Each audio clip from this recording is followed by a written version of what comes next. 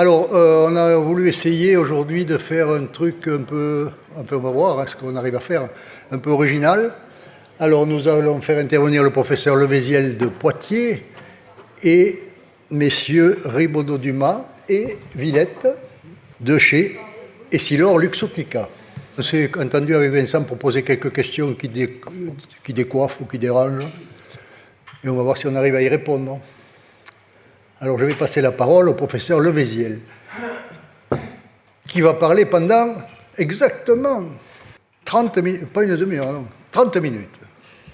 Merci beaucoup de m'accueillir, le SNOF, pour cette présentation. Là, je suis au plein écran, c'est bien. Donc je vais vous parler de la myopie, des systèmes de freination de la myopie et des mythes et des réalités que je ressens moi, parce qu'un mythe pour moi est peut-être une réalité pour d'autres. Alors voilà. Alors je travaille à Poitiers. Alors à Poitiers, il y a un centre. Je travaille sur une thématique de la myopie dans un centre CNRS. Et je travaille à Poitiers. Dans le service, il y a un centre de compétences myopie syndromique également, dans le service d'ophtalmologie du CHU de Poitiers. Voici mes liens d'intérêt. Alors, j'avais fait le choix de poser des questions au SNOF un peu en amont de cette présentation pour simplement soulever les points qui vous intéressaient potentiellement. Donc, peut-on vraiment parler d'épidémie de myopie en France ? Sauf à vouloir créer une psychose. Alors, l'épidémie de la myopie, elle est bien réelle. Entendons-nous, il y a une augmentation dans le monde de la myopie, globalement, surtout une augmentation en Asie. C'est très très net. Et vous voyez là les courbes d'augmentation de la myopie, de prévalence, avec un pic en général qui est aux alentours de 20 ans. Mais vous voyez, ça c'est en 2000 et ça c'est en 2050. Donc il y aura 2 fois plus de myopes, selon cette étude de Holden, en 2050 que dans les années 2000. Là, c'est la progression de la myopie forte. Vous voyez, on arrivera à 10% à peu près de la population générale en 2050, générale adulte plutôt en 2050. Le point important, c'est que la myopie forte, déjà en France, on est à 2-3% de la population générale adulte de myopes forts. Et dans certains pays comme à Taïwan, ou chez les étudiants, ils arrivent à entre 15 et 20% de myopes forts. Donc c'est des gros problèmes de santé publique importants qui se posent déjà.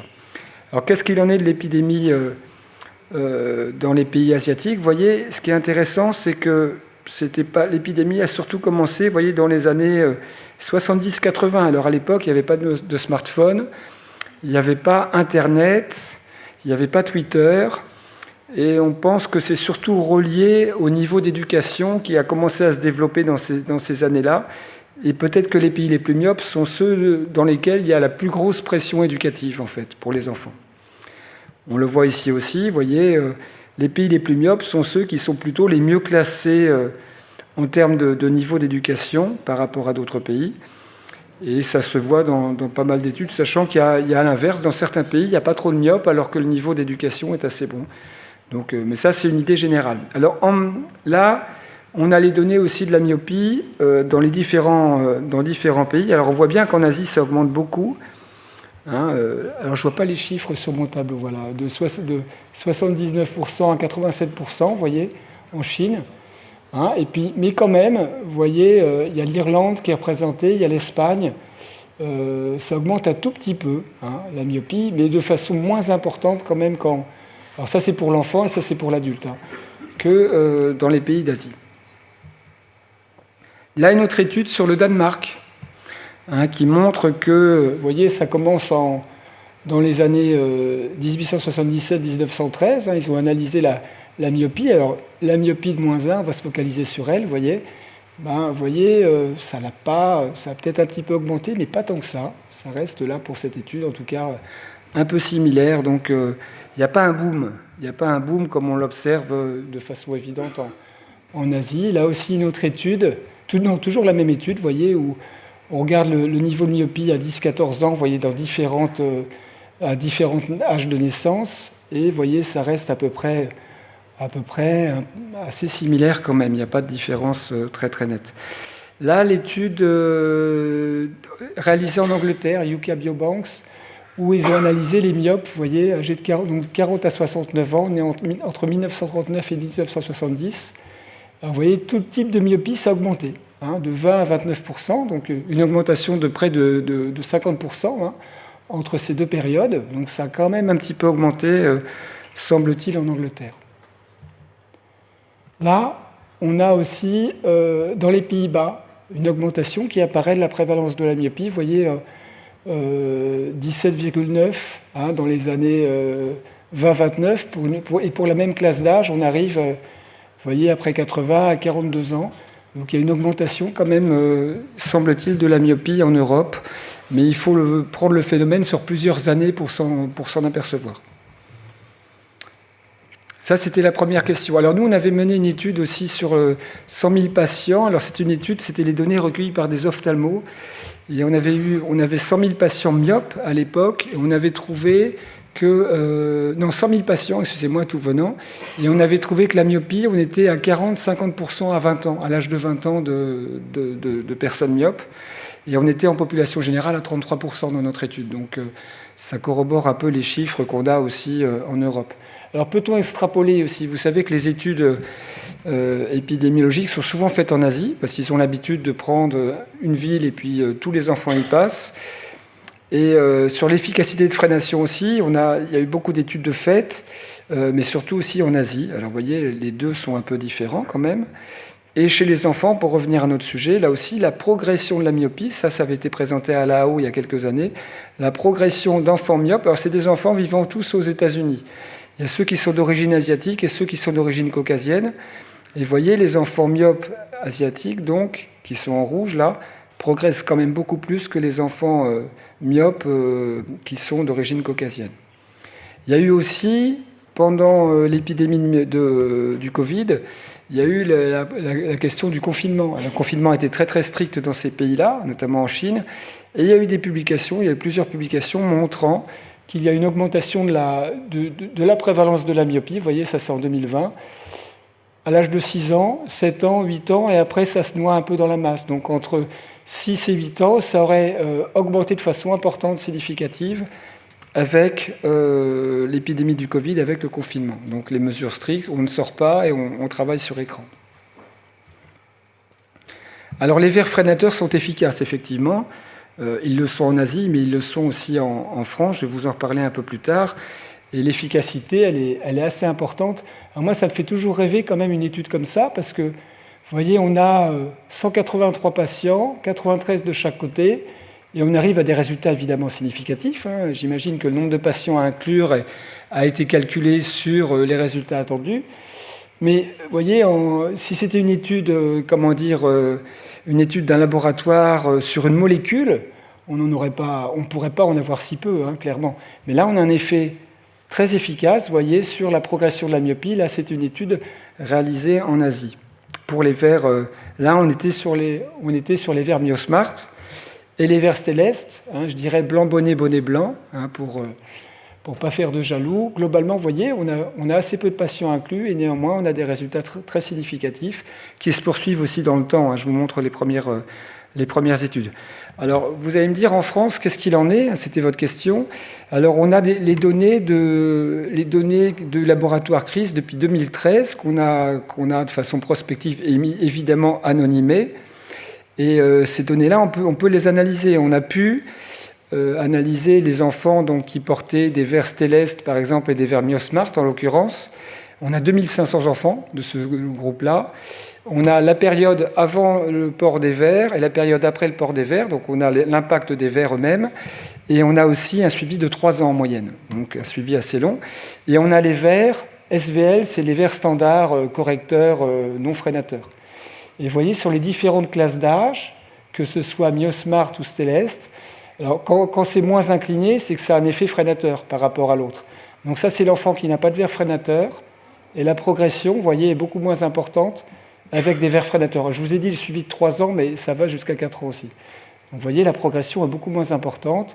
Là aussi, à 7-9 ans. Là aussi, la pente est moins importante que là, en termes de descente. Et là, c'était un peu similaire. Alors on se demandait si, à cet âge-là, par exemple 13-15 ans, on sait que la myopie progresse beaucoup entre 7 et 12 ans, et à 13-15 ans, ça progresse un peu moins. Donc peut-être que ces résultats un peu plus discutables sont le fait que la myopie progresse moins, donc on a du mal à mesurer un effet du verre freinateur. Donc ça, c'était notre étude qu'on a soumise récemment à un journal, et on attend les reviewers. Après, vous m'aviez posé la question du classement des moyens selon l'efficacité démontrée, et ça, c'est une question qu'on peut se poser. Alors, déjà, pour commencer, avant de parler des systèmes, proactifs, il y a une chose, des systèmes, je pense, aux moyens pharmacologiques et aux moyens optiques. Il y a une chose très importante, c'est les activités extérieures. Les activités extérieures, on sait, réduisent la part de la myopie incidente. Il faut mettre les enfants dehors et ça réduit de façon significative la part de la myopie incidente. Vous voyez, selon les études, ça varie encore une fois selon les études, 40 minutes par jour, il y a une réduction de 23% du risque de myopie incidente. Il y a une étude aussi entre les enfants qui vivent à Singapour et les enfants qui vivent en Australie, issus de la même ethnicité asiatique. Et les enfants qui vivent en Australie sont beaucoup moins myopes que les enfants vivant à Singapour. Donc il y a une part importante de la lumière extérieure. Là, il y a une prise de conscience par les autorités politiques dans différents pays. Malheureusement, pas encore en France. Enfin, je dis malheureusement, je ne sais pas, mais pas en France en tout cas. Par exemple, il y a des mesures de santé publique développées à Singapour pour augmenter le temps d'activité extérieure pendant l'école, du genre, en gros, 2 heures par jour. Et vous voyez, l'application... Alors là, ils ont été très simples dans cette étude. C'est une étude menée sur différentes écoles. Ils ont analysé l'acuité visuelle. Acuité visuelle inférieure à 8/10, l'enfant est myope. Donc c'est simple, ils n'ont pas fait de réfraction, rien. Mais c'est une idée un peu de masse, de dire, l'enfant est myope, il a moins de 8/10, il a plus de 8/10, il a une vision normale, et il n'est pas myope. Et donc ils ont analysé l'acuité visuelle de moins de 8/10, vous voyez. Et il y a un pic au moment où ils ont appliqué, quelques temps après avoir appliqué la mesure, où il y a une diminution un peu de l'incidence de la myopie. Ça, c'est un premier point. Il y a le ministère chinois de l'éducation qui recommande l'utilisation de temps d'écran, alors je ne sais pas si c'est fait en Chine, à moins de 1 heure par jour. Et interdiction des téléphones portables et des tablettes en classe. Bon. Quand on voit en France qu'on les utilise, que les enfants les utilisent largue à main nue, j'aimerais bien savoir la réalité de tout ça, mais n'empêche que ce sont des recommandations. Et il y a enfin l'Académie américaine de pédiatrie qui recommande une restriction de l'usage des écrans à 1 heure par jour pour les enfants de 2 à 5 ans. Donc il y a quand même des recommandations entre guillemets officielles sur l'usage des écrans, sur le temps extérieur pour nos enfants. J'ai commencé par cette diapo sur les moyens de freination parce que c'est une très vieille, un très vieux moyen de freination de la myopie. Alors initialement, c'était pas nécessairement utilisé pour freiner la myopie, c'était utilisé pour enlever la myopie dans la journée si vous aviez par exemple des activités sportives. L'orthokératologie qui va créer un aplatissement cornéen central et plutôt un bombement périphérique qui va entraîner un défocus myopique périphérique. Alors il y a différentes marques d'orthoca qui peuvent aller à des myopies assez élevées et à des cylindres aussi assez importants. Alors, il y a une réduction de progression, selon les études, c'est important de le signaler, de 40 à 60% des cas. Il peut y avoir des effets rebonds à l'arrêt. Et il y a évidemment le risque de kératite infectieuse. Et donc, il faut quand même commencer par essayer de cerner l'entourage de l'enfant et l'enfant lui-même avant de se lancer sur l'orthokératologie. Il y a aussi les lentilles de contact. Les lentilles de contact qui entraînent un défocus myopique périphérique, qui sont aussi efficaces, vous voyez, de l'ordre de 50 à 60% aussi en réduction de progression de la myopie. C'est des lentilles souples à port diurne, et voilà, qu'il faut, encore une fois, faut prendre les précautions d'usage pour l'utilisation de ces lentilles. Et les verres freinateurs, encore une fois, j'y reviens sur ces diapos. Alors, vous voyez, 93 patients dans le groupe... dans l'un des deux groupes et 90 dans l'autre, avec des résultats très significatifs. Et ça a suffi à commercialiser le verre dans le monde entier. Donc ça ferait rêver les laboratoires pharmaceutiques, évidemment, des cohortes comme ça. Pour les molécules, c'est plutôt des groupes de 1000 personnes à chaque fois. Et là, vous voyez. Et là aussi, Stellest, avec des effets aussi très, très efficaces. Une réduction de la longueur axiale, une réduction de l'élongation axiale, vous voyez, de 51 à 60% globalement. Et de la longueur axiale, voilà, et de réduction de la progression de l'erreur réfractive. Et là, avec les comparaisons des deux, Les deux ont été faites en Asie. Et là, j'ai mis la date de recrutement des premiers patients. Vous voyez, MioSmart a commencé quand même quelques années avant. Et le premier recrutement, à ma connaissance, dans Stellest a eu lieu, vous voyez, en août 2018. Alors, il y a d'autres moyens qui étaient encore beaucoup plus anciens. Vous voyez, une belle publication de 1874. Je viens saluer l'ophtalmo s'il est là à nous écouter aujourd'hui. Sur l'atropine. Alors, à l'époque, l'atropine, c'était à 1%. Donc, ils avaient des études. Quand on regarde leur design, c'est absolument incroyable. Ils mettaient l'enfant un œil sous atropine pendant 1 an, 1%. Et l'autre œil sans atropine. Enfin, des trucs qui seraient absolument pas très éthiquement acceptables aujourd'hui.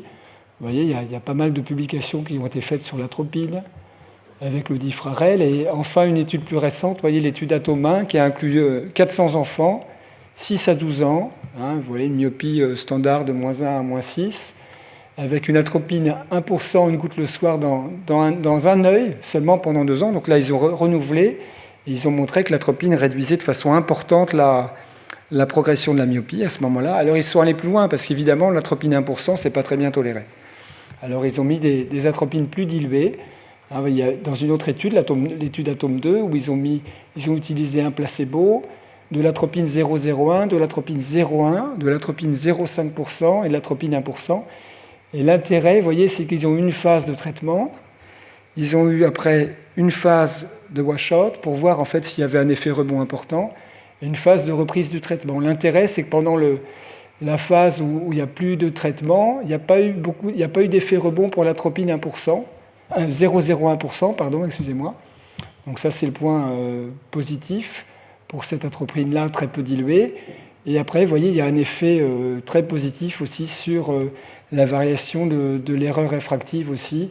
Et donc, c'était une étude qui a permis d'appliquer l'atropine à 0,01% dans le cadre de la myopie chez les enfants qui progressaient. Il y a d'autres études. Il y a l'étude, celle-ci que je vous présente, l'étude LAMP, qui montre que, par contre, l'atropine un peu plus concentrée à 0,05% est un peu plus efficace que l'atropine à 0,025%. Donc là aussi, ce sont des études qui permettent d'essayer de trouver la dose la plus efficace et la mieux tolérée, en fait. Parce que la problématique de l'atropine, vous l'avez compris, il faut une bonne efficacité. Et 0,05 paraît plus efficace que 0,025, mais à 2 ans, vous voyez, il y a une photophobie un peu plus importante à 0,05 qu'avec les autres gouttes. Encore une fois, ça, ce sont des études menées en Asie, où les enfants ont plutôt les iris pigmentés. Un iris clair, je pense que le taux de photophobie va être beaucoup plus important pour l'atropine 0,05. Il y a aussi des conjonctivites allergiques. Alors là, il y en a un peu dans toutes les classes. Vous voyez, peut-être même les atropines moins diluées. Et les problématiques de perte d'accommodation qui, chez les enfants, ne sont pas très prégnantes, je dirais. Alors, pour revenir sur l'ensemble des traitements, globalement, je vous fais une réponse de Normand. Les moyens pharmacologiques ou les moyens optiques actuels qui ont fait la preuve d'une efficacité dans le cadre de publications scientifiques sont globalement assez comparables à ce jour. Alors le coût financier, je pense que ça sera peut-être abordé avec les personnes qui sont là sur le plateau, le coût financier des moyens. Effectivement, moi, dans la pratique de tous les jours, ça pose un problème que les verres soient... Et ce coût-là, je dirais aux alentours de 140 €, peut-être variable selon les opticiens. Mais on sait qu'il y a des parents qui refusent d'acheter éventuellement ce genre-là, surtout s'il faut les refaire dans l'année. Ça peut avoir un impact important. Alors, mais je pense que les enjeux importants valent le coup de s'investir dans la problématique de la myopie. Vous voyez là sur notre cohorte qu'on suit, on a des patients et on s'est posé la question, l'évolution naturelle de la myopie. Vous voyez, là, c'est un tableau qui montre l'évolution naturelle de la myopie du patient à 7 ans après. Vous voyez, s'il part de -4 dioptries à 4-6 ans, 7 ans après, il sera à -8,2 dioptries. Donc, il sera déjà dans la myopie forte. S'il part entre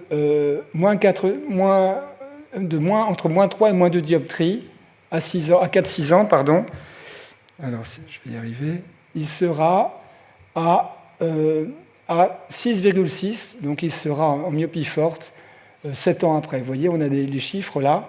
un enfant myope entre -4 et -3, et qui a 16 à 17 ans, 7 ans après, il est myope de presque -6 dioptries. Donc il y a un enjeu majeur, c'est que la freination de 60% fait qu'un patient à l'âge adulte myope de -10, en théorie, il aurait été myope de -4.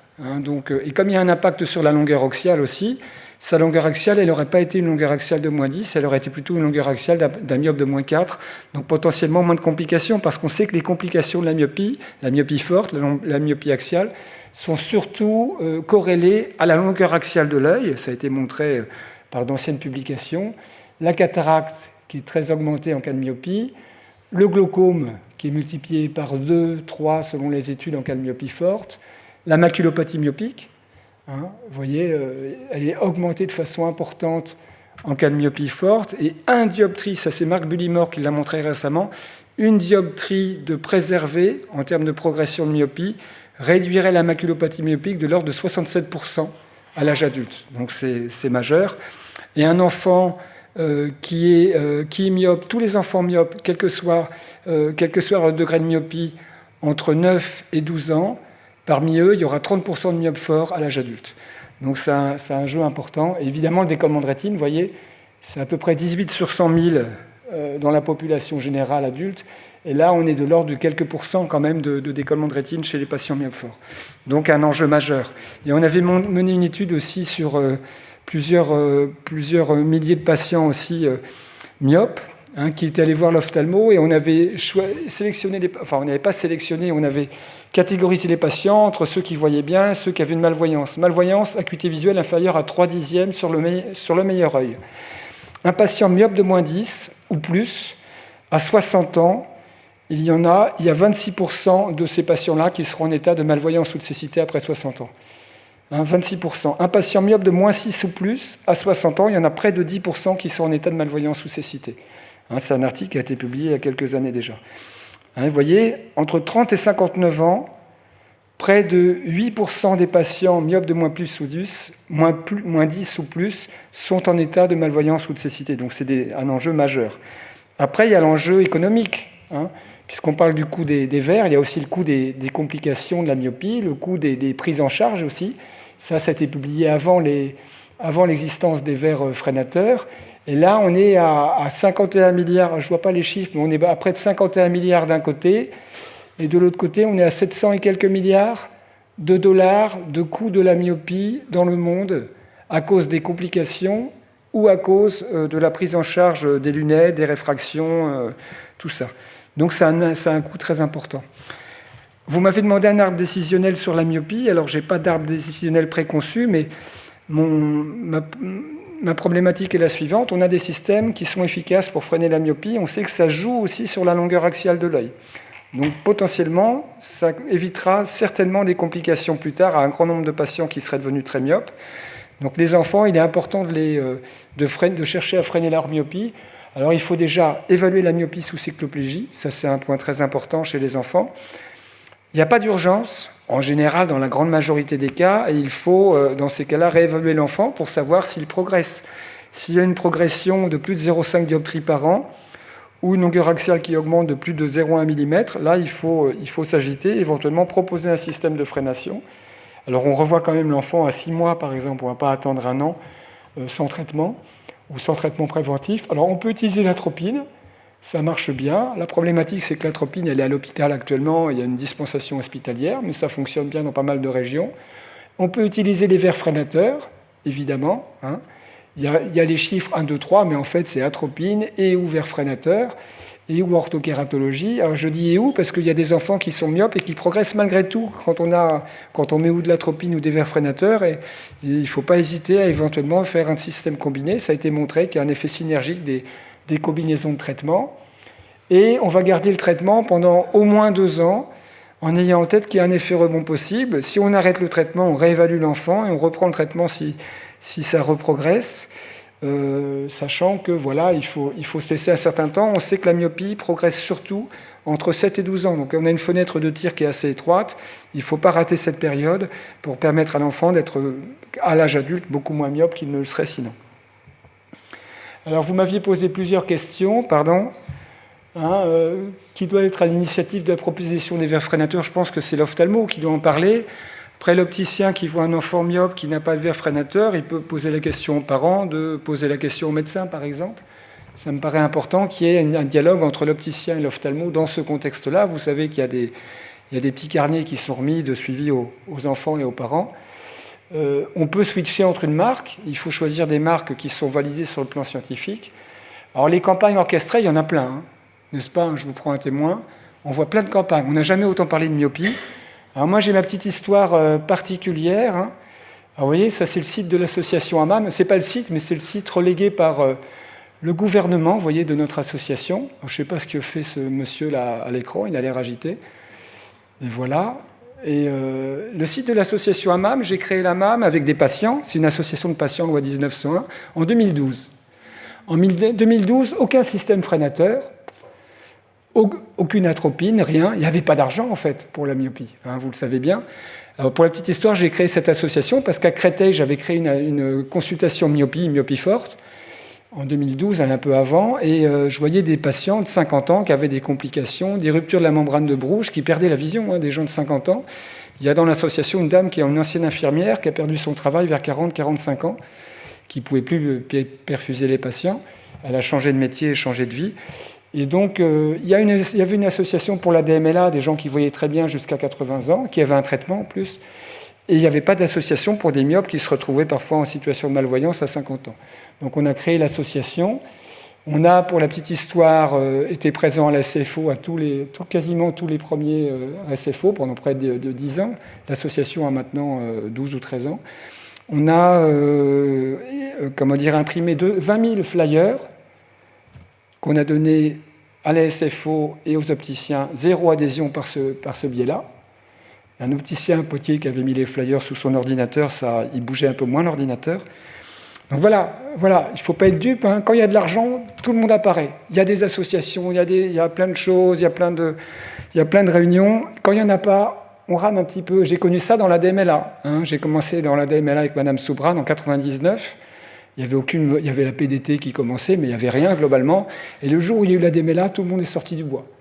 Et c'est pareil avec la myopie, en fait. Vous voyez, là, c'était à l'SFO 2016. Toutes mes présentations sur la myopie, je parlais de l'association. Toutes les présentations. Vous voyez, on n'en a pas beaucoup parlé de l'association avant les systèmes freinateurs, avant tout ça. On a fait une étude qui a été publiée, d'ailleurs, sur le ressenti des patients myopes. L'enfance, l'adolescence, vous voyez, les premières lentilles, c'était bien. Et puis les premières complications, vous voyez, ça, c'est des patients de l'association. Donc il y a un certain moment où ça allait bien avec les lentilles. Et là, tac, en moyenne, vers l'âge de 45-65 ans, les premières complications, parfois avant. Et donc, c'est le ressenti des patients. Donc, c'est pour vous dire qu'effectivement, quand une maladie trouve des traitements, on finit par, évidemment, s'agiter et en parler beaucoup, alors qu'avant, ça méritait aussi de s'agiter et d'en parler. Je vous remercie pour votre attention.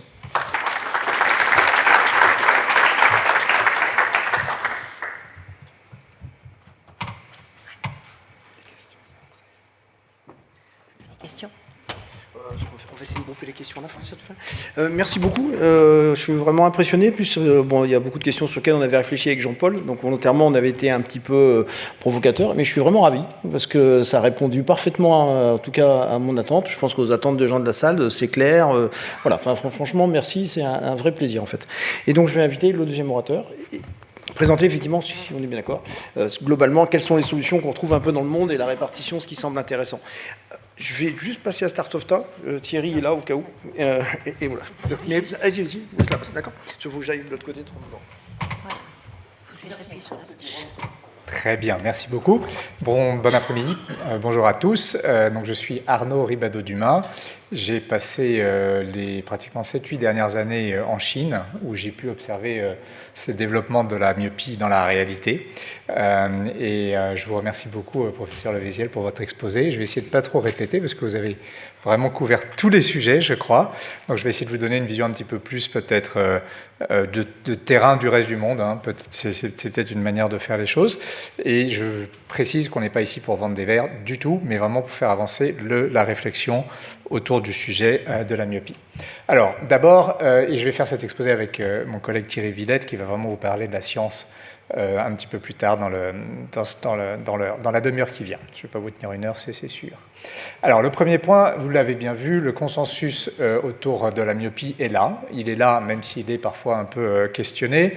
Il y a ce fameux papier qui a été publié par l'Organisation mondiale de la santé, qui reprend les chiffres que le professeur Levéziel a présentés sur le niveau de prévalence de la myopie dans le monde et son évolution. Donc ça, c'est très clair. Il est aussi établi que chaque dioptrie compte, et voilà, le papier de Marc Bullimore que le professeur citait, c'est 40% de risque de rétinopathie en moins pour chaque dioptrie gagnée, mais c'est à l'inverse 70% de risque de rétinopathie en plus pour chaque dioptrie perdue. Donc on peut regarder dans les deux sens. Dans les deux sens, ça fait un peu peur. Et les consensus commencent à arriver. Donc les sociétés internationales, comme par exemple l'association alors c'est écrit trop petit, donc je ne vais pas vous le dire en entier, mais la WSPOS, qui est l'association mondiale de strabisme et d'ophtalmologie pédiatrique, a aussi établi un consensus il y a une année sur, un peu reprenant tous les éléments que le professeur Levéziel a présentés, sur quelles sont les solutions, quelles sont celles qui marchent, et puis surtout quelles sont celles qui ne marchent pas, la sous-correction, la médecine traditionnelle chinoise et autres choses qui malheureusement n'ont pas d'effet. Alors on en est aujourd'hui dans l'adoption des systèmes de freination de myopie dans le monde. Là vous avez les taux de pénétration des enfants corrigés par un type de freination de la myopie ou plusieurs en même temps quand ils sont combinés, que ce soit de l'atropine, de l'orthokératologie, des verres, etc. Donc en Chine et à Singapour, clairement il y a des politiques publiques qui se sont mises en place, il y a une vraie prise de conscience. Aujourd'hui, 20% des enfants myopes entre 6 et 18 ans sont corrigés avec des systèmes, sont même protégés avec des systèmes de freination de la myopie. En Europe occidentale, c'est un peu moins sûr, on est plutôt dans les 10% avec de grands écarts. En France, on est plutôt à 15-16%, donc plutôt vraiment le pays en avance du reste de l'Europe occidentale. L'Angleterre qui décolle très très très fortement aussi au cours des 2 dernières années, et l'Italie à 2 ou 3%, le Canada à 6-7%, l'Australie à 6-7% aussi. Donc c'est assez disparate, mais ça évolue très très vite, notamment au fur et à mesure que les produits se démocratisent et qu'ils donnent de plus en plus. Et étonnamment, aux États-Unis, il n'y en a pas, ou très peu. Il y a de l'atropine et de l'orthokératologie, mais c'est un frein parce que ce sont des modalités qui sont également un peu moins faciles à utiliser, un peu moins disponibles, et puis la majorité des cas, ce qu'on appelle off-label, donc pas autorisé pour ce type de traitement-là. Donc très disparate, mais des évolutions très rapides. La Chine, il y a 4 ans, quand j'y étais, elles étaient à 4-5%. Donc ils sont passés de 4-5% à 20% en 3-4 ans, et en France, il y a 5-6 ans, on n'en faisait pas. Donc, on faisait de l'atropine, mais c'était presque... c'était pas très... c'est hospitalier, c'était pas un accès très facile, et donc en proportion, c'était pas beaucoup. Donc ça, c'est le panorama mondial. Comment est-ce qu'on pense qu'on peut passer d'une situation de 3-4% à vraiment traiter les enfants qui en ont besoin? Pour nous, il y a 3 axes majeurs, 3 enjeux qui sont très importants. Faire sortir des standards de soins et des standards de suivi par les cliniciens. Donc il y a cet arbre de décision que vous présentiez qui est très intéressant. Il faut en faire des standards. Il faut vraiment être sûr que c'est par là que l'on veut rentrer. Mais il y a aussi quel type d'examen il faut faire. Vous avez l'avantage d'être ophtalmologiste et de savoir qu'il faut mesurer la longueur axiale et que c'est peut-être la chose la plus importante pour savoir si l'œil grandit trop vite. Mais malheureusement, dans plein de pays, on ne mesure pas la longueur axiale et on ne fait même pas de réfraction sous cyclopégie. Donc il y a des enfants qui sont traités en Chine, en Inde, etc., avec des réfractions non cyclopégiques, et on imagine bien les résultats. Donc il faut faire monter les standards, et puis il faut les créer, et c'est là, je pense, que c'est le travail des sociétés savantes de le faire. Ce n'est pas du tout le travail de l'industrie, mais on sera ravis d'y participer, ou en tout cas de contribuer avec les études cliniques que l'on commissionne pour alimenter la réflexion. Deuxième axe très important pour nous, c'est de faire avancer la science. C'est de comprendre comment l'œil s'amétropise, comment il se myopise, pourquoi, et évidemment trouver des solutions qui permettent de freiner cette évolution. Là, c'est fondamental parce qu'on sait que les verres de défocus en avant de la rétine fonctionnent, mais on ne sait techniquement pas pourquoi et comment ils fonctionnent. Bon, on ne savait pas jusqu'à ce qui sera présenté à l'IMC, donc à la conférence internationale de la myopie, la semaine prochaine, mais dont Thierry va vous parler dans quelques minutes. Donc on veut vraiment avancer. On veut aussi avancer pour comprendre si ça marche différemment chez les Asiatiques et chez les Caucasiens. Alors les chiffres, on les a, on ne peut pas les publier pour des raisons de réglementaires, hein, parce qu'on a nos études cliniques qui sont en cours en Europe, en multicentrique, en France, en Irlande et aux Pays-Bas. Également aux États-Unis, on est à la 2e année d'études cliniques aux États-Unis également, et ça donne la même chose que sur les Asiatiques. Il n'y a pas de différence. Alors il y a des différences en valeur absolue, parce que les progresseurs sont moindres dans les sociétés caucasiennes, mais ça ne change pas en termes de proportion de réduction de la myopie. Et les chiffres seront publiés dès qu'on le peut. Ils sont dans les fichiers, mais pour des raisons réglementaires, on ne peut pas aller au-delà de ce que je peux vous dire aujourd'hui. Et le troisième élément, c'est les politiques de santé publique. Là, c'est fondamental d'avoir la prise de conscience de la part des gouvernements qu'il y a un véritable enjeu. Alors, vous citiez des chiffres qui sont exorbitants, qui font peur. La perte de productivité, les coûts des rétinopathies qui vont arriver.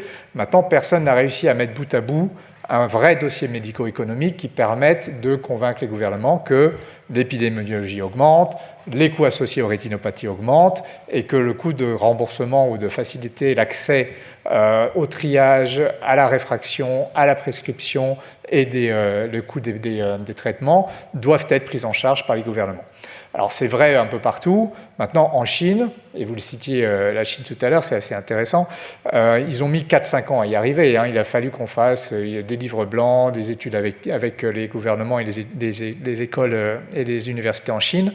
Et ce qui s'est passé en 2020, alors au moment du Covid assez étonnamment, c'est le gouvernement central a donné des objectifs aux gouvernements locaux de ne pas progresser plus qu'un certain nombre de myopes en proportion de leur population d'enfants. Donc l'objectif, c'était de faire baisser les taux de myopie. Ce qui n'est pas facile, parce qu'il faut mettre tout le monde dehors et enlever les smartphones et enlever les études, etc. Ce qui est donc pratiquement impossible. Et la réalité, c'est que le jour où ils ont donné l'objectif aux gouvernements locaux, le pourcentage de myopie a explosé, et l'année suivante, il a baissé. Parce que quand on pousse les gens à faire des choses, ils les font de manière parfois un petit peu détournée, je dirais. Mais le fait est là, ils ont obligé, et aujourd'hui le dépistage est obligatoire dans les écoles, les modalités se développent, c'est un des premiers pays à avoir aussi accepté l'atropine comme étant vraiment remboursée, etc. Donc il y a de plus en plus de changements, mais il faut qu'on arrive à convaincre les gouvernements qui ne comprennent pas. Et on est quand même étonné quand on voit que, par exemple, les hautes autorités de santé en France ne comprennent pas qu'il y a un vrai bénéfice que ces modalités vont vraiment apporter un service rendu supérieur aux autres modalités de correction de la vue. Donc ça, c'est ce que je pense qu'il faut faire. Ça, c'est pour mon ami Thierry, donc, qui va vous présenter un peu la partie sur science, et à la fin, je vous donnerai un petit extrait de ce qui se présentera la semaine prochaine à l'IMC, si ça vous intéresse, pour vous donner une idée de ce qui se discute dans les autres sphères internationales. Thierry.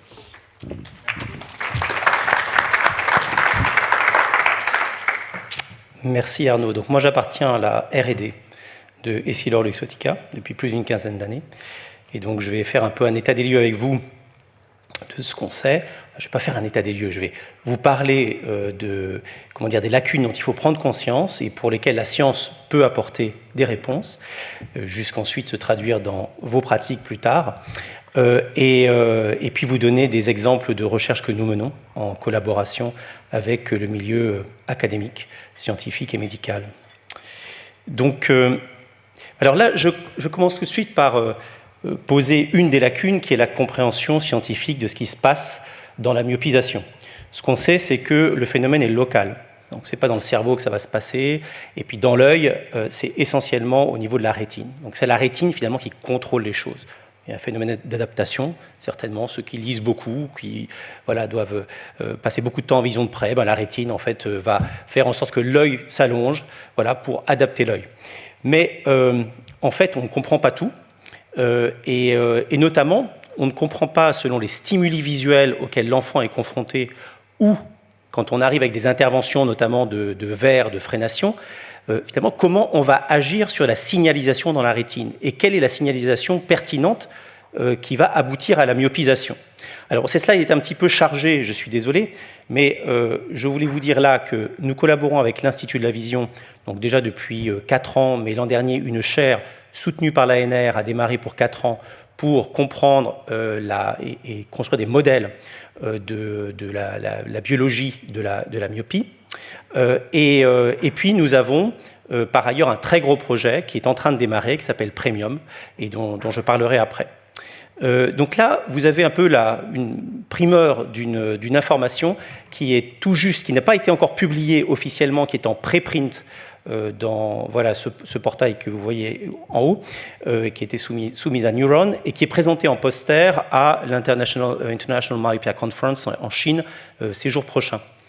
En fait, là, on est entré un peu dans le cœur du réacteur de la biologie de la rétine en lien avec l'action de l'optique et de la vision sur la myopie. Ce qu'on a pu montrer dans cette étude, c'est donc que dans la rétine, des cellules ganglionnaires, ce qu'on a fait, c'est qu'on a travaillé en ex vivo, donc sur des rétines de souris, et on a utilisé des images naturelles, donc c'est les 4 petits carrés de couleur que vous voyez en haut, des images naturelles qui avaient en fait du flou et des défocus de différents types, soit donc du défocus positif ou négatif, selon que ça va finalement créer un flou à l'arrière ou en avant de la rétine. Et ce qu'on a fait, c'est qu'on a tenu compte de l'optique de l'œil de la myopie, donc on a modélisé finalement la façon dont la rétine reçoit cette image naturelle, et on a regardé finalement le déclenchement neuronal des cellules ganglionnaires quand on applique cette image simulée. Et ce qu'on a pu voir, c'est que quand on passe du défocus finalement négatif à positif, eh bien, beaucoup de cellules ganglionnaires ne réagissent pas, mais certains types de cellules ganglionnaires réagissent. Et en fait, on voit que ces cellules analysent et finalement calculent le défocus et arrivent à détecter si le signal, si c'est un défocus positif ou négatif. Et en fait, pour ça, on s'est rendu compte qu'elle calculait le contraste spatial local. Donc, ces cellules ganglionnaires ont un champ récepteur. Dans ce champ récepteur, localement, elles sont capables de calculer le contraste spatial local. Et que ce qui était très important aussi, c'est que l'optique de l'œil crée des aberrations sphériques, donc quand ça arrive au niveau de la rétine, et que ces aberrations sphériques, finalement, sont essentielles pour pouvoir donner une information à la rétine sur, il y a une asymétrie entre le défocus positif et négatif.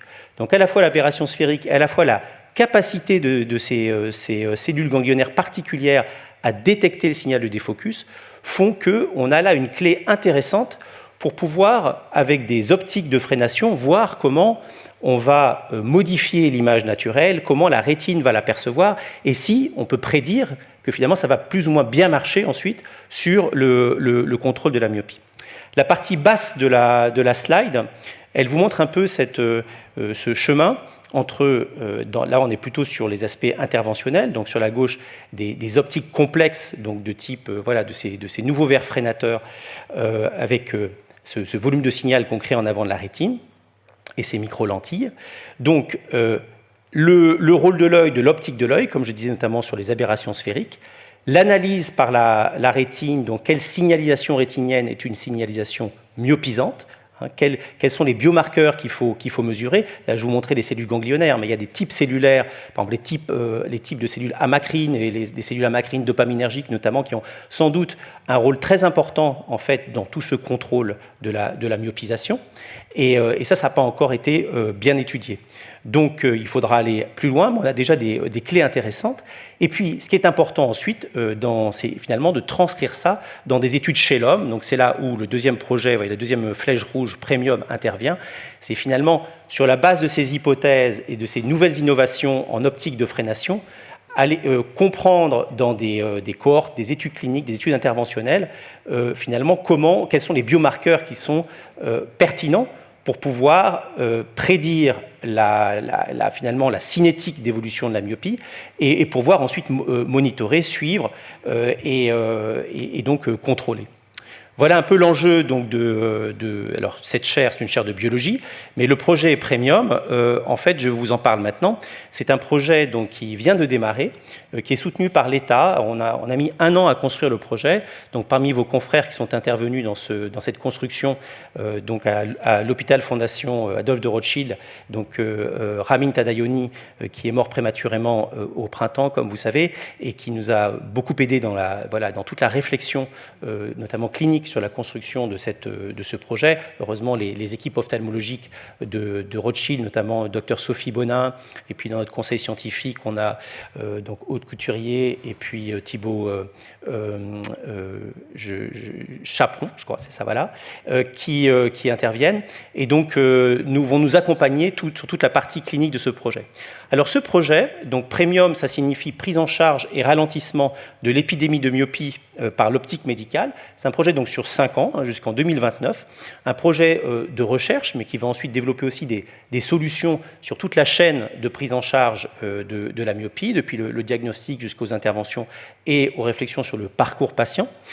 Et donc il y a une double ambition. Une ambition de remplir les lacunes dont je parlais, pas seulement des lacunes scientifiques, mais également des lacunes de compréhension s'il y a une spécificité européenne de l'épidémie de myopie. On sait que dans la myopie, les facteurs environnementaux, comportementaux, le temps passé en vision de près, l'exposition à l'éclairage intense extérieur, peut-être aussi la qualité des lumières. Certains ont montré que les scintillements faibles des nouvelles lumières, LED, etc., peuvent être myopisantes. Donc, toute cette compréhension des facteurs de risque auxquels les enfants, par ces nouvelles habitudes de nos années 2020 sont exposés.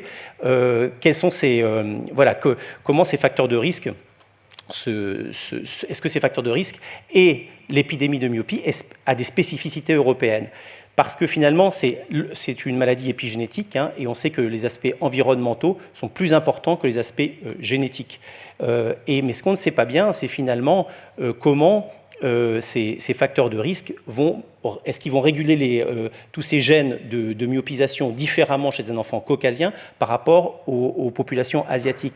Or, la plupart des données que nous avons aujourd'hui sont essentiellement des données asiatiques. Heureusement, il y a beaucoup d'autres études qui arrivent, mais on manque de données massives qui à la fois des évaluations, des marqueurs très précis, d'imagerie notamment, et des gros volumes de cohortes. Donc il faut comprendre cette spécificité européenne, comprendre la science, et puis finalement ramener la France aussi au milieu du jeu, puisque tous ces derniers temps, on a probablement, à l'exception d'études épidémiologiques, pas été l'acteur mondial le plus important sur ces recherches. Donc ramener la France en première ligne pour pouvoir décrypter tout cela. Donc un enjeu scientifique, technologique aussi pour développer des nouveaux instruments innovants, développer des nouvelles optiques innovantes et un enjeu médical pour comprendre s'il y a une prise en charge qui peut être plus efficace et qui doit être adaptée aussi aux enfants caucasiens et à nos spécificités européennes. Sur la droite, je vous montre la deuxième ambition qui est, la première ambition c'est un écosystème pour l'innovation et la deuxième c'est évidemment d'apporter des solutions, de les déployer et de pouvoir mesurer leur efficacité. Alors, il y a en fait ce qu'on a pu voir, nous, dans toutes ces études d'intervention avec des verres freinateurs, c'est qu'il y a une grosse variabilité entre les enfants. On sait que des enfants qui portent suffisamment de temps par jour leur verre, notamment plus de 12 heures, ont des résultats bien meilleurs que les autres. Mais en fait, il y a, à la fois on voit des enfants dans nos études donc contrôlées, randomisées, qui ont une très bonne efficacité des verres, pour certains même arrivent à stopper leur myopie. Et ça, on l'a confirmé. Maintenant, on a 5 ans de recul sur l'étude qu'on a menée en Asie, sur 150 enfants, il y avait 3 groupes. Et puis des enfants qui ont des résultats beaucoup moins efficaces. Voilà. Et ça, on ne sait pas exactement expliquer pourquoi il y a une telle variabilité interindividuelle. Donc, l'essence de ce projet, c'est évidemment d'apporter des nouvelles connaissances, des nouveaux outils, mais aussi d'aller vers du traitement de la myopie, on va dire 5P, hein, donc de précision, et de personnaliser tant les optiques de freination que le parcours patient.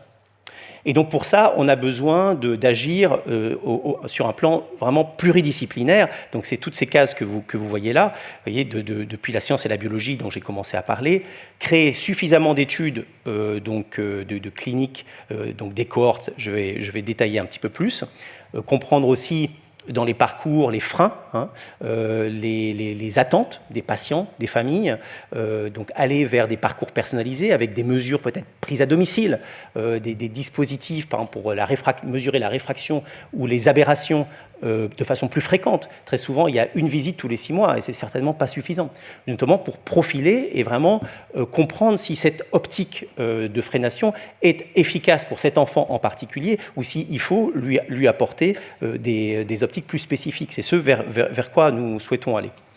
Et pour tout ça, on a besoin de modèles, c'est-à-dire des modèles, d'avoir comme un jumeau numérique d'œil myope et d'avoir des modèles c'est ce qu'on va construire là, des modèles tant donc anatomiques, des modèles biomécaniques. On s'est très peu intéressé à la biomécanique de l'œil myope, des modèles dynamiques, et tout ça aboutissant sur un jumeau numérique d'œil myope. Donc là, ces modèles prédictifs vont nous permettre tant de concevoir des optiques personnalisées que d'apporter aussi, de mettre le doigt pour chaque enfant sur les points importants à surveiller chez cet enfant et quels sont finalement les biomarqueurs plus particuliers, personnalisés pour cet enfant. Et donc, on a besoin, évidemment, pour construire ces modèles, de données massives. Et donc, c'est ça qu'on va construire avec quasiment, il y aura plus de 1500 enfants qui seront suivis sur plus d'une quinzaine d'études. Donc, on va construire des données très riches, voilà, des imageries annotées, multimodales, et pour pouvoir construire ces modèles. Voilà, et puis développer des solutions industrielles, donc des nouveaux instruments pour accompagner cette personnalisation. Des technologies optiques aussi compatibles avec tous les matériaux, qui puissent être disponibles, avoir une très bonne précision optique dans leur réalisation et puis servir les enfants très rapidement. Donc ça demande aussi des technologies de verre un peu particulières et donc ces designs personnalisés dont je parlais. Alors, les partenaires qui sont réunis dans ce consortium, auprès de nous qui sommes le chef de file, nous, Essilor-Luxottica, donc il y a 2 partenaires industriels. Il y a un partenaire qui est une start-up qui s'appelle Insimo, qui travaille déjà avec les chirurgiens de la cataracte sur des simulations biomécaniques de l'œil patient spécifique, donc qui est une start-up SME de INRIA. On a donc la Fondation Rothschild et son nouvellement créé Institut français de myopie, qui va conduire toutes les études cliniques. On a l'Institut de la vision pour la biologie, l'INRIA, qui a déjà, à travers 3 ou 4 de ses laboratoires, une expérience de l'œil, de la simulation et de l'intelligence artificielle autour de l'organe œil, donc dans les modélisations. Et l'Institut Mintelecom qui va nous donner l'infrastructure pour gérer ces données massives et pouvoir faire tourner nos modèles, nos algorithmes de toutes les données des partenaires qui vont être agrégées sur une plateforme commune. Voilà, donc au niveau des études, je disais qu'il y a plus d'une quinzaine d'études qui sont de différents types. Donc des études observationnelles, des cohortes. On aura une cohorte Premium 1000 sur 1000 enfants donc âgés de 6 à 18 ans qui vraiment auront tous les parcours de prise en charge. Donc ce sera une cohorte intéressante. Et puis, parallèlement, donc cette cohorte-là va vraiment être le premier fournisseur de données pour notre consortium. Et puis on aura une étude aussi sur le basculement vers la myopie, c'est-à-dire comprendre, et puis espérons plus tard aussi être capable de prédire finalement quel enfant, qu'on pourra profiler entre 3 et 6 ans, comprendre quels enfants vont basculer dans la myopie et pour lesquels on va prédire qu'ils vont évoluer vers une forte myopie.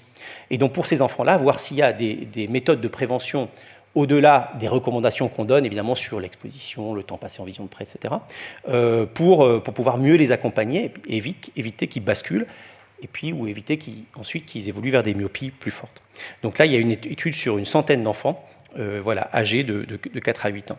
Il y aura des études plus expérimentale, hein, pour comprendre si on peut identifier des biomarqueurs précoces, c'est-à-dire je mets une optique, différentes optiques devant un œil d'enfant, et est-ce qu'il y a des marqueurs qui me permettent de dire si cette optique va être plus efficace ou pas pour lui, en mesurant des choses assez complexes dans l'œil, justement avec, ça peut être évidemment analyser la topographie, enfin des aspects sur les fluctuations d'épaisseur, par exemple de la choroïde ou la perfusion choroïdienne, voilà, regarder des aspects anatomiques de la rétine, aussi notamment de la rétine périphérique. On sait qu'il y a beaucoup de choses qui se passent dans la périphérie, donc pouvoir mesurer ça de façon immédiate et suivre ensuite si ces marqueurs sont pertinents.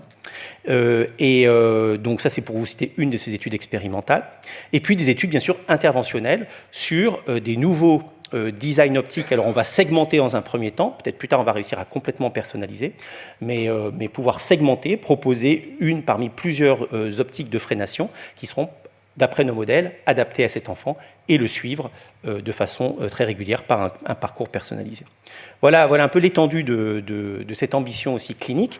Alors on a pour notre groupe en particulier 4 grands développements, on va dire, technologiques, hein, donc des designs optiques segmentés puis personnalisés, des technologies de fabrication de ces verres, donc avec des microstructurations pour apporter ces signaux de plus en plus complexes en avant de la rétine, et puis des instruments. Un premier instrument qui devrait sortir en 2026, spécialisé sur la myopie, qui permettra de faire un petit peu tout pour accompagner la prise en charge, hein, donc aussi bien la longueur axiale, évidemment la réfraction, voilà, et des aspects aussi, enfin beaucoup d'aspects, mesures d'aberration, etc.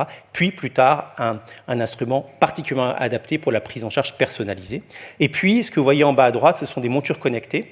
Donc, on en utilise déjà dans certaines études pour avoir des données objectives, vie réelle, finalement, l'exposition de l'enfant, le temps passé à l'extérieur, en intérieur, la qualité spectrale de la lumière à laquelle il est exposé, également le temps passé en vision de près, pour ne citer que quelques-uns des paramètres, et donc pouvoir finalement remonter toute cette information et les croiser avec l'efficacité des solutions.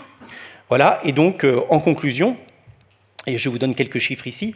Donc c'est un projet qui représente un budget de plus de 40 millions d'euros, pour lequel Essilor-Luxottica apporte plus de la moitié des ressources, qui est vraiment significativement donc aidé par l'État à travers l'instrument donc IDEMO et dans le cadre de la stratégie France 2030. Et donc, c'est un projet qui va occuper 55 personnes à temps plein en permanence pendant 5 ans. Voilà, les innovations clés, je vous les ai données, donc des données européennes, des modèles prédictifs, des mécanismes biologiques, des biomarqueurs, des designs optiques personnalisés, des équipements, des instruments, et des nouveaux parcours personnalisés de santé numérique. Voilà. Et donc là, c'est important pour nous, avec ce projet, que la France reprenne le grip et soit à la manœuvre avec donc nos 5 partenaires et tout l'écosystème, dont vous faites partie, bien sûr, hein, tout le monde des ophtalmologistes en France, donc les professionnels de la vision en général, et tout l'écosystème de sciences, de l'industrie qui sont tirés par ce projet. Voilà, et j'espère que ce projet donnera des solutions. On pourra revenir, vous faire un petit point avec des résultats, j'espère. Alors, on va commencer à travailler maintenant, mais peut-être dans 2-3 ans. Voilà. Merci de votre attention. Je crois que je repasse la parole à professeur Lévéziel. Comment vous faites pour évaluer l'activité des cellules ganglionnaires? L'électrophysiologie, c'est relativement grossier comme technique. Oui, c'est avec des électrodes, des matrices d'électrodes multi-électrodes arrêt. Hein. Voilà, donc, alors, moi, je ne suis pas le spécialiste de biologie, j'aimerais bien que Olivier Marre, mais si vous allez au Silmo demain, vous pourrez l'écouter, parce qu'il parlera plus particulièrement de la chaire Myopia Master. Donc je ne suis pas un électrophysiologiste, je ne peux pas vous répondre dans le détail, mais en tout cas, ce sont les personnes de l'Institut de la Vision qui pratiquent ça depuis 16 ans que l'Institut de la Vision a été créé, donc ils sont très très calés. Moi, je voudrais vous poser une question. Qu'est-ce que vous appelez myopie dans l'explosion de la myopie dans le monde? C'est l'explosion des enfants qui portent des lunettes de myope. Parce que je vois vous parlez de 1938. 1938, je pense que c'était les enfants qui mettaient des lunettes de myope. Alors, il y a une explosion de la myopie en général. Oui, myopie, mais des porteurs de lunettes de myope. La myopie est définie globalement par une erreur réfractive inférieure à moins 0,50 dioptrie. Et en 1938, parce que là, Alors là, il y a un moment donné, il y avait enfants et adultes. Hein. voilà, c'est là. Mais là, globalement, il y a une augmentation de la myopie dans le monde chez les adultes, beaucoup chez les enfants aussi. C'est une augmentation globale, si vous voulez. Alors non, parce qu'il y a une grosse augmentation dans certains pays qui sont les pays qui ont une très grosse augmentation du niveau de vie depuis 40 ans, les pays d'Asie. Et par contre, le Danemark, qui a une augmentation peut-être moindre, comme les pays d'Europe, on a l'impression que l'augmentation est moindre. Alors est-ce qu'il n'y aurait pas un biais dans ce... Alors, la myopie, c'est toujours la même définition, hein, qu'on soit au Danemark... En 1938 et en 2021. Qu'on soit au Danemark ou en Asie, mais après, effectivement, il y a bizarrement une association entre l'explosion de la myopie et le développement d'un pays au niveau, par exemple, je l'ai dit, hein, au niveau des apprentissages. Et dans les pays européens, on n'a pas l'impression quand même qu'il y a une explosion de myopie. Ça semble augmenter un petit peu, mais pas autant, pas dans des proportions aussi importantes. C'est le Coca-Cola.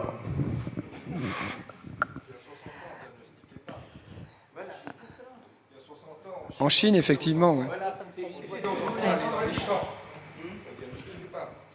En France aussi, hein, 60 ans, à Niort, dans la campagne profonde, le gamin, on le mettait au fond de la... Moi, j'ai une histoire vraie, hein, un patient qui était garagiste, il était très myope et il était mis au fond de la salle parce que c'était une petite école de campagne et on le prenait pour un débile. Il a appris à lire parce qu'il a eu de la chance. Ses parents ont déménagé.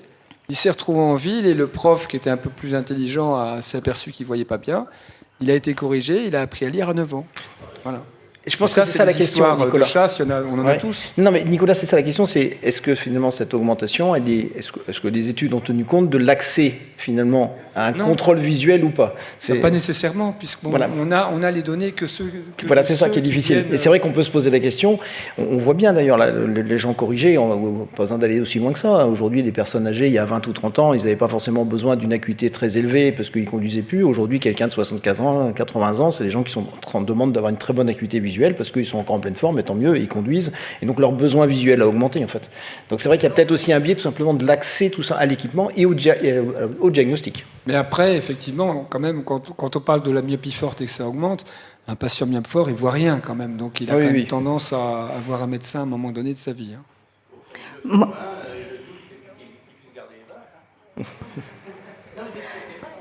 Oui, moi je voulais revenir sur... Oui. Alors en fait, c'est plus important, il y a plus de myopie en urbain que dans les campagnes, en rural. Et ça, il y a des données démographiques très nettes hein, où il y a une augmentation massive dans les milieux urbains et beaucoup moins dans les milieux ruraux. Oui. Il devrait y en avoir beaucoup en Islande et en Finlande du Nord. Ah oui, mais bizarrement. Oui. En fait, là, on est en train de parler de myopie. Alors, quand c'est la myopie maladie, l'évolution de la myopie forte, oui, je veux bien, mais si vous voulez, c'est quand même un phénomène évolutif, probablement, de l'humain à notre société. Là, on n'a plus besoin de partir à la chasse. On a juste besoin de cliquer sur Internet. Donc là, vous voulez contrer un phénomène d'évolution, j'allais dire, entre guillemets, physiologique de l'humain. Ça, c'est la première question. La deuxième question, c'est est-ce qu'on nous dit que c'est un phénomène purement oculaire ? J'en ai pas la certitude. Est-ce que vous avez fait des IRM fonctionnels avant, après, chez des enfants qui ne sont pas myopes, chez des enfants qui sont myopes? Quand on voit que là, il y a une publication qui vient de sortir montrant que probablement les problèmes psychiatriques de l'adolescent liés au confinement Covid sont associés à des modifications du cortex cérébral qui sont visibles sur les IRM, est-ce que les anomalies liées à la myopie seraient éventuellement associées à des anomalies cérébrales, que ce soit au niveau occipital ou à un autre niveau? Est-ce que ça a été étudié, la myopie et le fonctionnement du cerveau? Je vais vous répondre sur votre première partie, après je laisserai parler d'imagerie, même si je suis au sein d'une équipe CNRS où ils ont une IRM 7 Tesla d'ailleurs. Ils sont imageurs aussi beaucoup. Mais sur la physiologie, oui, la physiologie, mais à un moment donné, la myopie, il y a des complications aussi. Donc il faut s'agiter autour des complications, et le but des préventions et le but du suivi des myopes et tout, c'est d'éviter avant tout les complications. Effectivement, myope de moins 0,50, bon voilà, il va vivre sa vie, et souvent il vit normalement. Mais myope de moins 10, il a quand même des grosses complications. Donc il est important quand même de les prendre en charge, de les dépister et les traiter. Ça c'est sûr. Je passe la parole à... On avait fait avec les 15-20 une étude d'IRM sur des sujets myopes versus non myopes, sur la perception du flou, et justement notamment avec différents types de défocus, et pour regarder finalement les aires visuelles, V1 et autres. Et effectivement, on voit que les myopes en fait, ont une espèce de capacité corticale en fait, très forte à s'adapter au flou, à retirer l'information, à extraire l'information visuelle. Voilà, il n'y a pas eu très peu d'études d'IRM. En tout cas, en termes mécanistiques sur l'hémétropisation puis la myopisation, bon, en fait, tout le monde converge pour dire que c'est très local. Hein. C'est-à-dire que quand vous modulez l'optique dans une partie de l'œil et pas l'autre, on a fait ça sur des expérimentations animales, on voit bien qu'il y a une partie de l'œil derrière l'endroit où on a mis par exemple voilà, on a induit de la myopie sur la moitié de la rétine, que l'œil va s'allonger. Donc c'est très très local. Et puis bon, les études interventionnelles ont l'air de montrer que finalement on trompe un peu la rétine dans les signaux optiques qu'on lui donne. Mais bon, elle est assez docile, elle semble, en tout cas on espère qu'elle le restera, on semble pouvoir dompter cette rétine et qu'elle réponde à ces optiques d'intervention, mais c'est très très local, et c'est très rétinien. J'ai eu un point aussi par rapport à votre question sur mais pourquoi traiter c'est l'évolution normale de l'humanité, peut-être aux nouveaux modes de vie et aux nouveaux outils. Et je crois que c'est un des soucis aussi, particulièrement en Europe, sur la sensibilisation des patients, des familles, c'est que les problèmes arrivent beaucoup plus tard dans la vie, après 50 ans. Donc, mon enfant, vous croyez, il prendra des verres comme sa grand-mère, on a une famille de myopes, quel est le problème? Moi, j'en suis un bon exemple, donc moi, je suis myope à moins 9, voilà, donc j'ai pas l'air très vieux comme ça, mais j'ai déjà été opéré la cataracte il y a 3 ans. Voilà. Et aujourd'hui, je ne peux pas porter de lunettes, donc voilà, j'ai une lentille là, j'ai mon implant de l'autre côté, gardé à moins 2, bon, donc je fais avec. Mais les problèmes arrivent beaucoup plus tard, et donc c'est ça le problème de la sensibilisation, de la prévention, ces facteurs glauco multipliés par 2,5, etc. Et puis les maculopathies myopiques, n'en parlons pas. Et est-ce qu'on a des études d'effets secondaires, qui soient positifs ou négatifs? Positifs, j'en doute pas, mais négatifs éventuellement sur le comportement, sur autre chose que la vision? Vous voyez ce que je veux dire? Il y a beaucoup d'études sur oui, il voit mieux, oui, ça progresse moins, mais là maintenant, oui. On est plus dans une personne globale. Est-ce qu'on a des effets secondaires? Je ne sais pas lesquels. C'est très important. Oui, vous avez tout à fait raison. Alors, effectivement, comme on va mettre ces optiques qui ne sont pas des optiques naturelles, bon, voilà. Est-ce qu'on modifie la perception, par exemple, du contraste bas niveau? Est-ce qu'on modifie la vision périphérique? Donc, alors, il faut aller plus loin, mais il y a déjà des études qui montrent qu'il y a peu de perturbations. Hein. Globalement, l'acuité est bonne. Et donc, dans le projet qu'on conduit, on va mener dans des environnements très contrôlés avec à l'Institut de la Vision Street Lab, justement des études sur la navigation spatiale avec des obstacles, ou des études de lecture rapide, des études de perception périphérique aussi. Et c'est important votre question. Après, il y a une autre question qui se pose aussi, c'est tout ce qui est autour, mais ça c'est une autre question sur les rebonds, c'est-à-dire quand on arrête l'historique d'intervention, etc. Ça c'est un autre sujet. Moi je voulais revenir sur l'IRM, là vous parliez d'IRM fonctionnel et tout.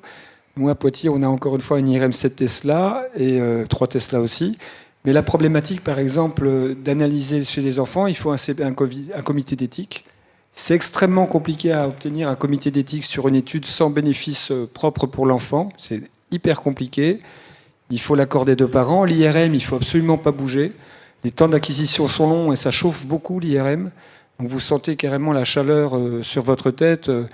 Donc c'est très très problématique, quoi. Ce genre d'études qui pourraient être faites, qui seraient éventuellement potentiellement intéressantes, sans bénéfice direct pour l'enfant, c'est quand même très compliqué et voilà, elles ont de fortes chances malheureusement d'être toquées par un comité d'éthique. Une question sur les verres des focus. Donc on a dit chaque dioptrie compte parce que les complications peuvent être très graves. Donc, et partant du principe que la myopie progresse parce qu'on porte un verre normal qui provoque un défocus hypermétropique et qu'il faut porter un verre qui provoque des défocus dans l'autre sens. pourquoi continuez-vous à vendre les verres qui provoquent des défocus périphériques?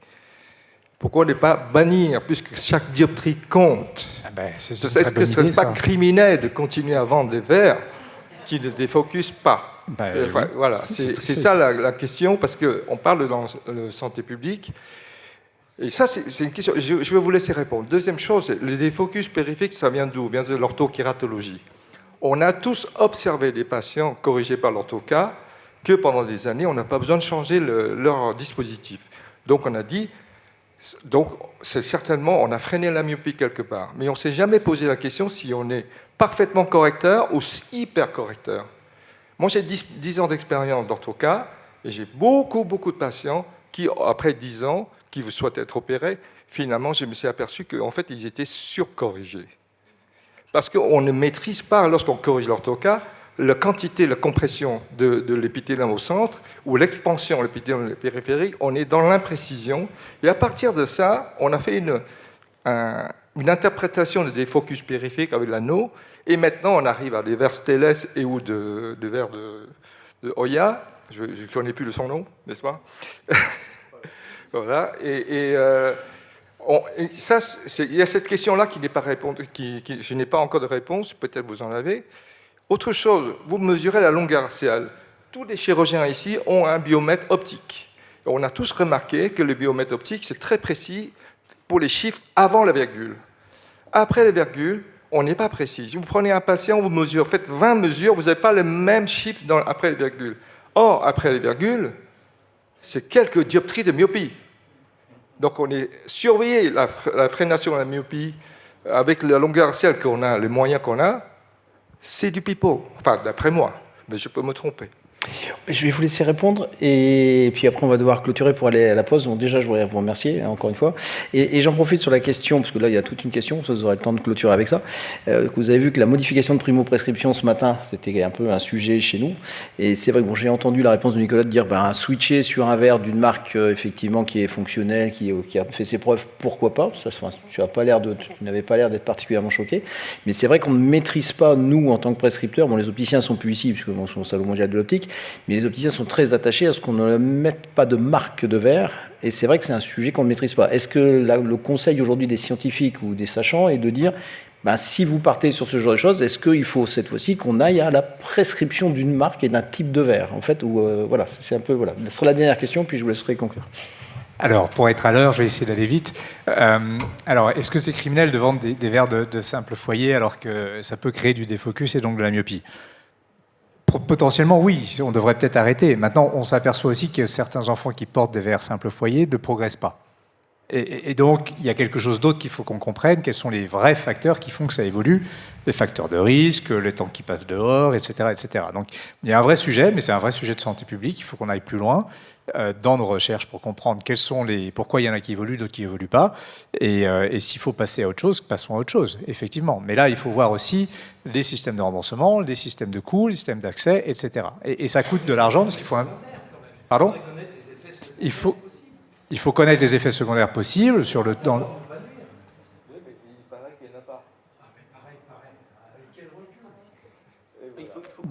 Il faut. On n'a pas dit que. Vous avez raison. Donc ça, c'était la première question. Sur l'orthokératologie, je suis un petit peu moins compétent, donc ça, je pense que vous êtes beaucoup plus que moi après 10 ans de pratique. Mais effectivement, il faut suivre ce qui se passe. Et s'il ne faut pas surcorriger parce que nos verres permettent de bloquer, il ne faut pas... Donc il y a vraiment... On a besoin de preuves dans la vie réelle. C'est ça qui est important pour voir les effets secondaires, c'est comme vous le dites, pour voir comment ça marche sur des cohortes beaucoup plus importantes, pour avoir les réalités de la pratique et non pas que des études cliniques. Donc ça, on veut vraiment, et on travaille de plus en plus, sur des chiffres, enfin des données réelles de patients qui passent par là.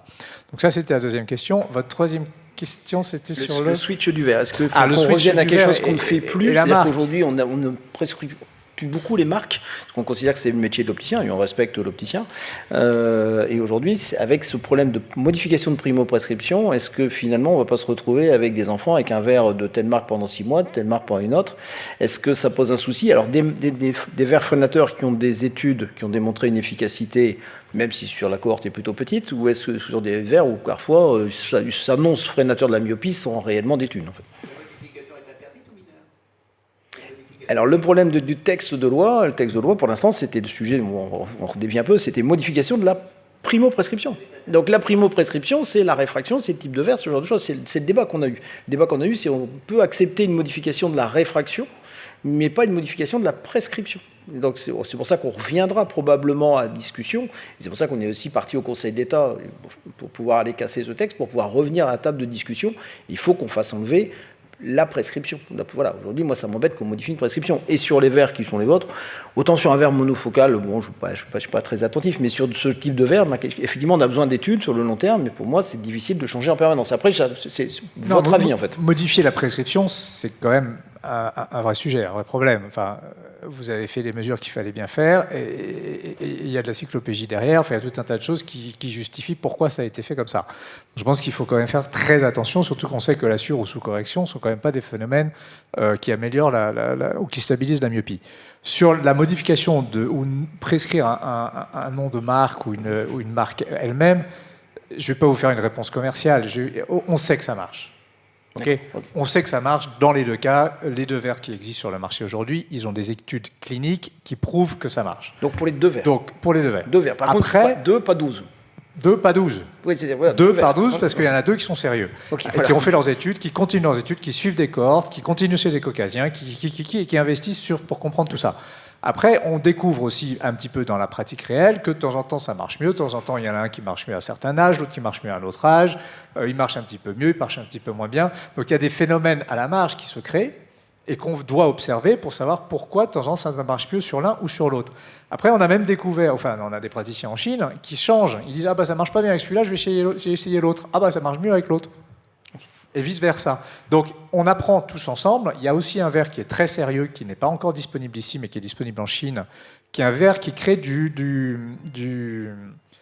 réduit le contraste. Donc, c'est un verre qui est un petit peu blanc, qui est fait par laser, et qui réduit le contraste, et qui a les mêmes résultats sur des cohortes chinoises que les verres, qui rejoint, c'est une question de diffusion de la lumière. Et ça rejoint ces ganglions qui sont sensibles au contraste. Et donc ce que l'on fait quand on fait du défocus, on réduit aussi le contraste sur ces ganglions qui ont été identifiés. Verre sérieux, études cliniques, et il marche très très bien sur de très jeunes enfants. Donc on est aussi en train d'arriver, avec cette personnalisation dont parle Thierry, à essayer d'identifier quel verre marche le mieux en fonction du profil, des facteurs de risque, de l'âge, des gènes. Enfin, il y a tout un tas de sujets qu'on va amener pour que justement on puisse dire, bon, aujourd'hui on peut switcher entre l'un et l'autre, on ne préfère pas quand on est commerçant, mais dans la réalité, si on regarde vraiment le problème économique, médical, on sait que certains verres marchent mieux chez des plus jeunes enfants, d'autres un peu moins bien. Bon, voilà, j'ai arrêté. Mais il faut qu'on aille plus loin. Okay, il faut vraiment qu'on aille plus loin. C'est clair. Voilà. Merci. Bon, maintenant, je m'adresse des Stellest, on n'a rien contre. À R&D, monsieur responsable R&D de Essilor, vous avez dit il faudrait aller regarder au niveau de la choroïde, qu'est-ce qui se passe. Est-ce que vous êtes allé regarder la choroïde chez les astigmates? Les patients astigmates, ils n'ont pas les mêmes réfractions en périphérie, ouais. Selon les méridiens. Oui. Alors, par théorie, si jamais il se passe quelque chose, il doit y avoir une différence. Oui, il faut tenir compte de la métropie, c'est certain. La choroïde, l'épaisseur choroïdienne, c'est très compliqué à mesurer de façon précise, et puis ça fluctue beaucoup. Un café, et ça y est, ça s'emballe. Donc il faut le faire de façon très contrôlée, avec des instruments de mesure très précis. Malheureusement, c'est souvent pas le cas.